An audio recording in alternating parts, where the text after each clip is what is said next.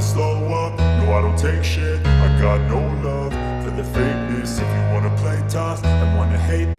भरपूर दिवसापासून प्लॅन चालू होता, शेवटी आज सक्सेसफुल झाला. आज घरामध्ये बनवली होती झणझणीत अशी घरगुती टाईप मिसळ खाऊन झाली. त्याच्यानंतर आपण निघालो श्लोकला त्याच्या घरी सोडायला.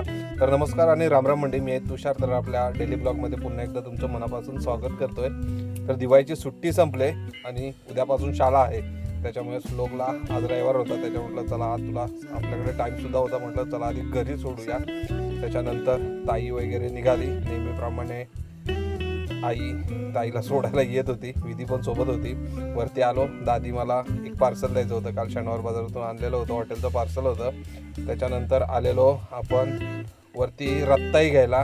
पत्न्याच्या स्टॉलवरती थांबलो होतो भाजीच्या, कारण श्लोकला रत्ताई भरपूर आवडतात. रत्ताई घेऊन झाली. त्याच्यानंतर गेलो आम्ही डायरेक्ट जाकादेवीमध्ये शॉपिंग करायला, कारण आता थंडी पडणार होती. त्याच्यामुळे श्लोकला घ्यायचा होता ब्लँकेट. मस्तपैकी एक डबल ब्लँकेट घेतलं. त्याच्यानंतर आलो पुढे नेवऱ्यामध्ये जाताना काल भरपूर जोरदार पाऊस पडला. त्याच्यामुळे नोव्हेंबर महिन्यामध्ये सुद्धा आपल्याला अशा प्रकारचे छोटे छोटे धबधबे बघायला मिळत होते.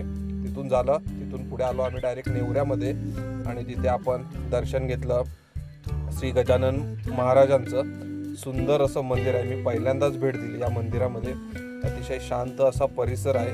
मस्तपैकी दर्शन झालं आपलं, तिथलं दर्शन घेऊन झालं. त्याच्यानंतर आपल्याला मस्तपैकी प्रसादेमध्ये 2 केळीसुद्धा भेटली. कधी आलात नेवऱ्यामध्ये तर नक्की भेट द्या. तिथून श्लोकला वगैरे घरी सोडलं. नंतर डायरेक्ट आलो खाली कोथवड्यामध्ये. तिथं सुद्धा एक सुंदर मंदिर आहे, जे आहे महालक्ष्मीचं मंदिर. पूर्णपणे मंदिर आहे ना जांभ्यात दगडामध्ये आहे बनवलेलं, अतिशय सुंदर मंदिर आहे. तिथे सुद्धा आम्ही श्लोकला तर घरी सोडला. शिवम आणि मी दोघेजण तिथे मस्त की पाया पडलो.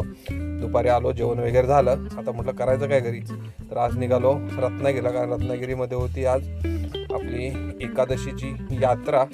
रत्नागिरीत पोचलो तर भयंकर अशी गर्दी होती.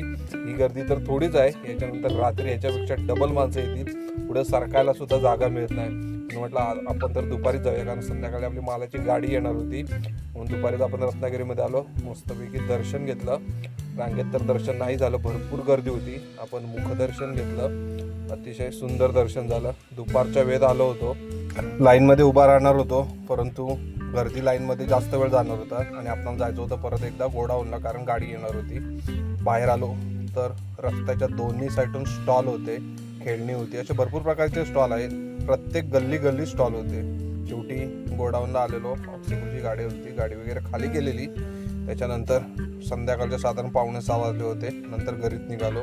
तर मंडळी, व्हिडिओ आता इथेच संपते. टाटा आणि बाय बाय.